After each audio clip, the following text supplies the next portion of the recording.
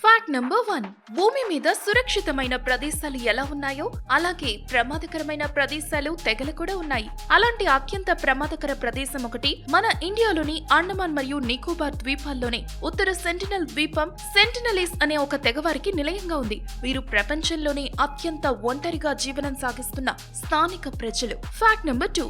Sentinelese లో వేటగాళ్లుగా వారి జీవనం కొనసాగిస్తున్నారు మరియు వీరు పరిచయం లేని వ్యక్తులుగా ముద్ర వేయబడ్డారు.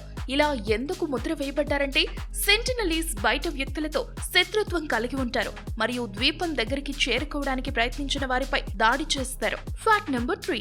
వీరి దగ్గరికి వెళ్లడానికి పడవలు ఉద్దేశపూర్వకంగా వెళ్లినా, ద్వీపాన్ని సందర్శిస్తున్నా లేదా చుట్టుప్రక్కల ఉన్న పగడపు దిబ్బల మీద పరిగెత్తినా వారి దగ్గరకు సమీపించే నౌకలపై అలాగే తక్కువ ఎత్తులో ఎగిరే హెలికాప్టర్లపై బాణాలు వేసి పదే పదే దాడి చేస్తారు. ద్వీపవాసులు సమీపంలోని తెగల నుండి భిన్నమైన మరియు అర్థం చేసుకుని భాష మాట్లాడతారు. Fact number 4. ఈ తెగవారు అగ్నిని ఎలా తయారు చేస్తారో స్పష్టంగా ఎవ్వరికీ తెలియదు. కానీ కొంతమంది నిపుణులు వారు మెరుపు నుండి నిప్పులను నిల్వ చేస్తారని ఊహిస్తున్నారు. యూరోపియన్లు సెంటినలీస్ ను క్రైస్తవ మతంలోకి మార్చుకోవడానికి మరియు వారికి నాగరికత నేర్పించడానికి ప్రయత్నించారు. Fact number 5. మానవ శాస్త్రవేత్తలు సెంటినలీస్ తో శాంతియుత సంబంధాలు పెట్టుకోవడానికి ప్రయత్నించారు, కానీ విఫలమయ్యారు. ఇన్ని వైఫల్యాలతో భారత ప్రభుత్వం నార్త్ సెంటినల్ ద్వీపాన్ని గిరిజన రిజర్వ్ గా ప్రకటించింది మరియు బయటి వ్యక్తులు ద్వీపానికి చేరుకోవడం చట్టవిరుద్ధం చేసింది.